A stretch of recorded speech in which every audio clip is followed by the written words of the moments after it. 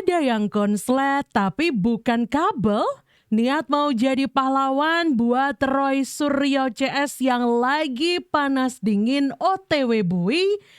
Malah Pak Susno Duaji bikin blunder paling absurd. Dia bikin statement di media yang isinya bilang UGM tak bisa dipercaya soal keaslian ijazah Jokowi. Loh, piye toh Pak? Kalau yang nertipin ijazah nggak dipercaya, terus kita harus percaya siapa? Roy Suryo, tukang fotokopi. Gara-gara narasi ini, Susno Duaji langsung KO loh ya, kena tamparan balik dari Ricky Sitohang yang bingung melihat logika Jenderal Bintang 2. Lah kok mendadak hilang? Aduh Pak Jenderal, mending istirahat dulu deh ya. Jangan-jangan ini efek ikut-ikutan panik melihat teman seperjuangannya OTW masuk sel ya. Sampai-sampai UGM pun dituduh sebagai antek-antek. Simak selengkapnya. Jadi kita tidak bisa berpegang kepada UGM, bahwa UGM mengatakan itu asli. Lah terus? Kenapa tidak bisa berpegang pada itu? Karena UGM yang dipersoalkan oleh Pak Roy Suryo CS gitu. Nah, tidak bisa UGM menghakimi dirinya sendiri mengatakan itu asli. Lah. Dan tidak bisa juga aparat penyidik mengatakan itu salah, yang ini yang benar. Oke, kan? Terus ini maksudnya yang benar siapa nih? Kita harus percaya siapa nih ya Pak Susno Duaji? Kalau kita nggak boleh percaya UGM, lembaga resmi ya, kampus yang luar biasa banget yang mengeluarkan ijazahnya Pak Jokowi. Terus maunya Anda nih, rakyat harus percaya kepada siapa? Anda gitu? Atau kepada logika kopla dari trio RRT? Nah, sekarang saya tanya sampean lah.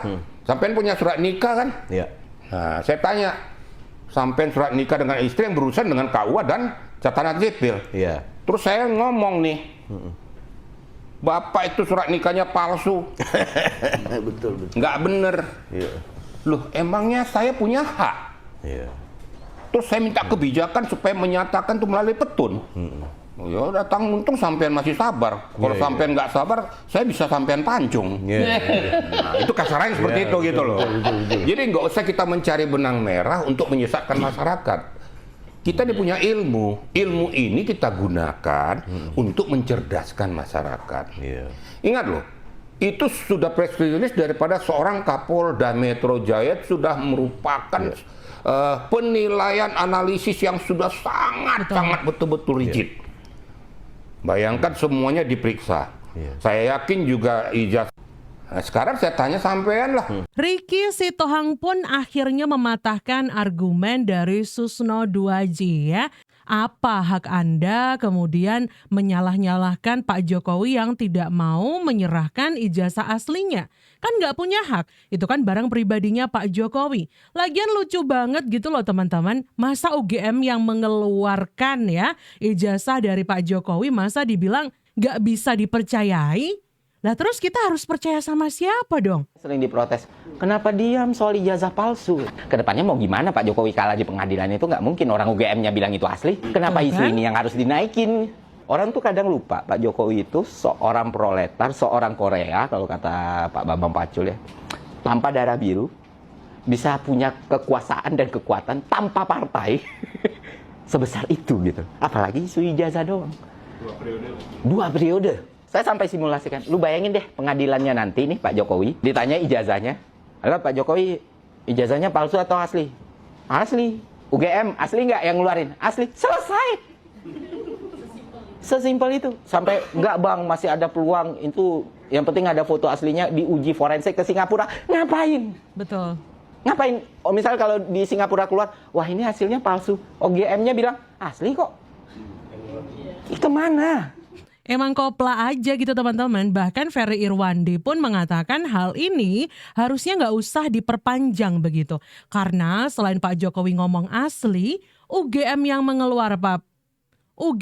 mengeluarkan ijazahnya pun sudah bilang asli. Ya kan? Ngapain ribut-ribut? Kan ini sebenarnya isu yang tidak penting begitu loh ya. Tuduhan ijazah ini, Bung Roy, isunya tidak bermutu. Jadi mungkin ini tidak mendidik. Coba cari isu-isu yang lebih mendidik lah untuk bisa dihadirkan di ruang publik. Hukum bicara soal fakta. Maka pengadilan yang memutuskan proses tuduhan ijazah ini yang kita diskusikan ini, saya kira juga sudah melewati tahapan-tahapan prosedural di konteks kepolisian ya. Asas tadi disebut, beberapa asas dipenuhi. Dalam pemahaman saya, asas legalitas dan asas proporsionalitas, bahwa hukum itu harus imbang, adil dan sebagainya udah berjalan juga. Dan asas yang lain ya, seperti asas transparansi. Transparansi juga kan kepolisian mengungkap bahwa ada 22 ahli, 723 bukti yang mereka pakai. Karena ini adalah negara hukum, maka hukum sedang bekerja, gitu. Hukum sedang bekerja, nanti soal benar atau salah, mohon maaf, tidak akan bicara soal sentimen, tidak akan bicara soal perasaan, hukum bicara soal fakta. Maka pengadilan yang memutuskan. Hanya kalau ditanya pendapat saya pribadi, saya akan mengatakan, Bung Roy, isunya tidak bermutu, jadi mungkin ini tidak mendidik. Coba cari isu-isu yang lebih mendidik lah untuk bisa dihadirkan di ruang publik. Kan negara hukum itu ada prosedurnya. Biarkan hukum yang akan memutuskan Bung Roy atau yang lain yang benar. Tapi kalau isu yang diangkat Bung Roy ini kental, sangat politis, ya sebagai demokrasi sah-sah saja boleh ini dimunculkan. Tetapi ada implikasinya. Implikasi hukum, implikasi politik, sosial itu ada. Implikasi politiknya apa? Di sini akan menyulitkan juga pihak hukum. Jadi implikasi politik dan hukumnya berimpitan di isu begini, Bung Eman. Kenapa berimpitan? Karena apapun yang diambil langkah oleh kepolisian pasti akan menjadi kontroversi. Betul. Kalau kepolisian tidak merespons laporan Pak Jokowi, kepolisian dianggap tidak bekerja secara fungsional.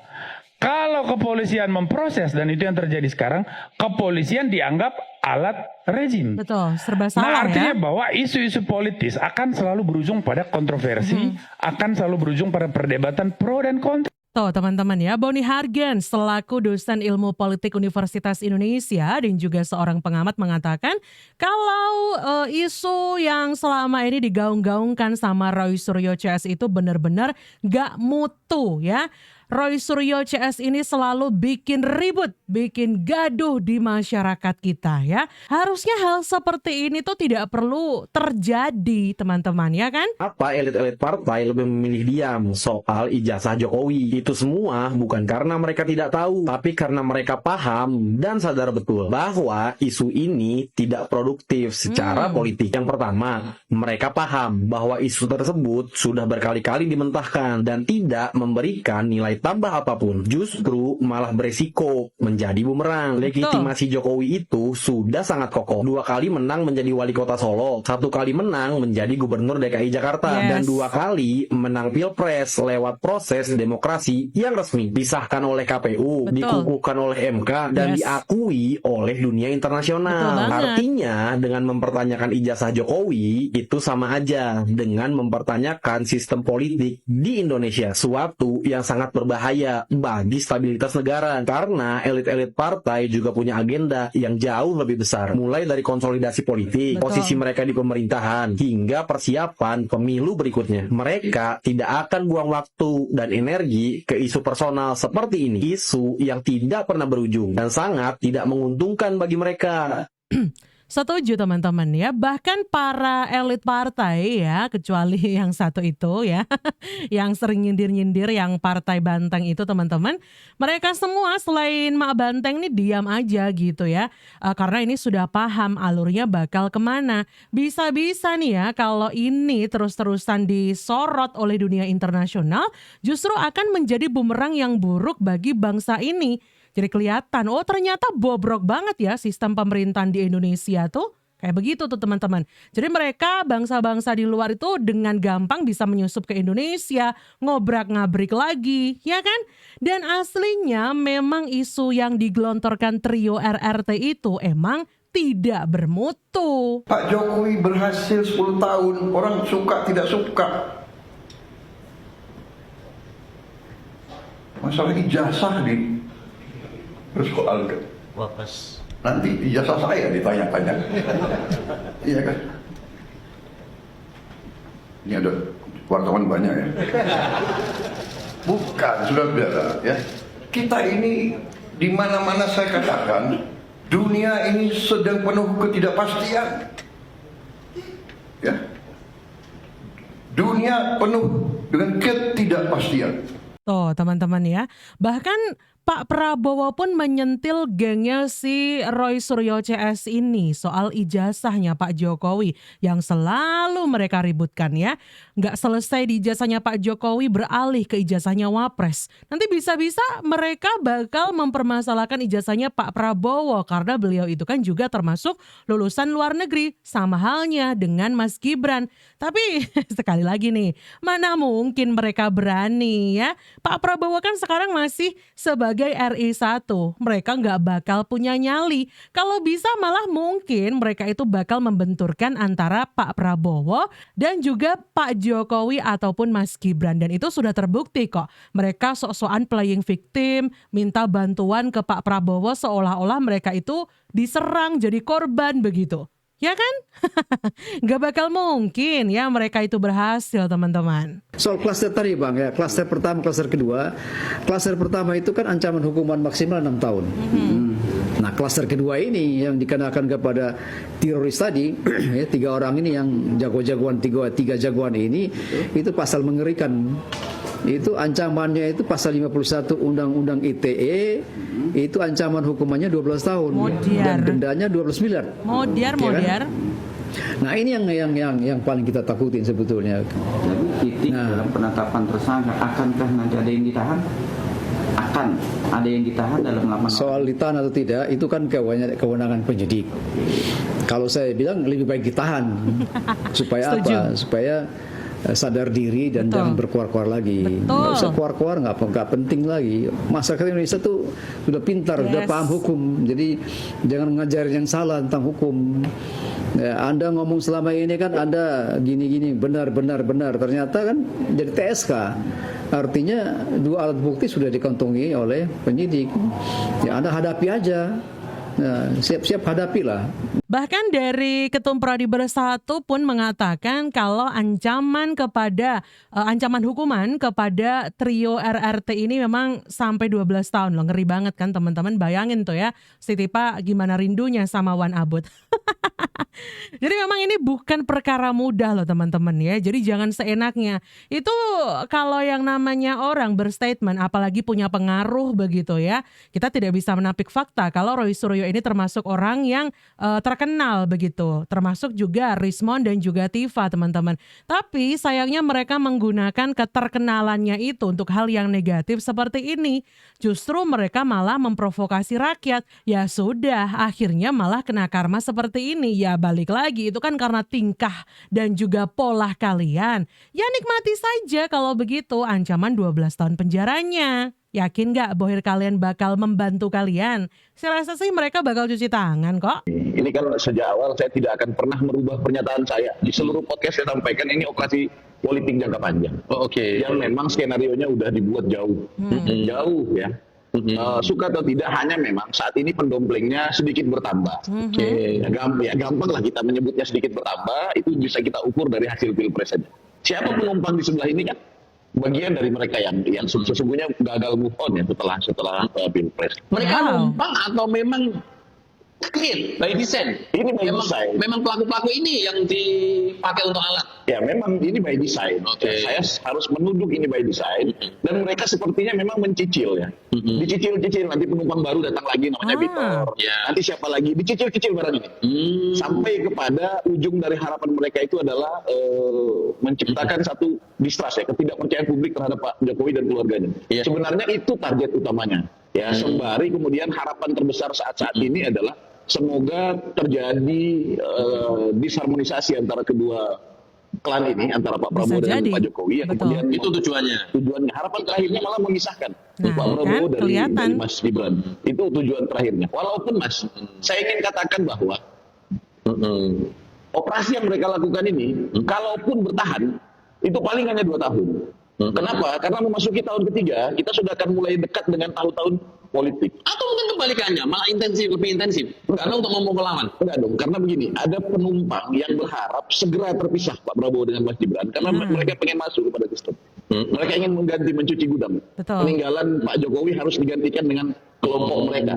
Sementara kalau waktu makin mepet, makin sedikit, girah mereka, syahwat mereka untuk ngambil itu pun jadi malas-malesan. Saya ingin lagi-lagi menyampaikan ke Pak Prabowo, yang namanya anak abah Pak Prabowo, selama Anies Baswedan masih punya niat jadi presiden, selama itu mereka tidak akan pernah memilih Bapak sebagai presiden. Sehingga jangan percaya dengan godaan setan yang terkutuk ini, Bapak Prabowo. Saya harus ingatkan itu. Begitupun dengan teman-teman PDI Perjuangan. Selama masih ada kader ideologis PDI Perjuangan, meski surveinya di bawah, PDI Perjuangan sangat menghormati ideologi mereka dan pasti akan mendorong kader sebagai kandidat. Jadi jangan pernah Pak Prabowo berharap dan percaya para siluman yang berada di sekitar Bapak ini. Tuh, teman-teman ya, sudah dikatakan nih ya, salah seorang relawan Prabowo ini soal target si Roy Suryo ini, tujuan utamanya adalah ingin menjauhkan antara Pak Prabowo dengan Pak Jokowi juga Mas Gibran, teman-teman. Jadi mereka ini kan mati-matian ya menghabisi karakternya Pak Jokowi dan keluarga supaya apa? Supaya Pak Prabowo ini bisa jadi memandang tercela kepada keluarganya Pak Jokowi, sehingga kayaknya istilahnya bikin ilfil. Terus 2029 atau next Pilpres, Pak Jokowi ini nggak bakal bisa bersama dengan Pak Prabowo lagi, atau istilahnya memisah antara Pak Prabowo dengan Mas Gibran begitu. Karena memang kan banyak banget nih ya orang-orang masyarakat rakyat yang mendukung Pak Prabowo dengan Mas Gibran. Mereka begitu kepanasan nih teman-teman, apalagi anak-anak abah, anak-anak banteng ya kan. Gimana kalau menurut kalian? Coba tulis pendapat kalian di kolom komentar ya. Jangan lupa untuk like video ini, subscribe juga channel Perspektifnya, dan please banget untuk share video ini sebanyak-banyaknya di grup-grup WhatsApp ya, supaya makin banyak orang yang tercerahkan. Akhir kata saya pamit. Terima kasih sudah nonton sampai akhir. Sampai jumpa di video selanjutnya. Bye-bye.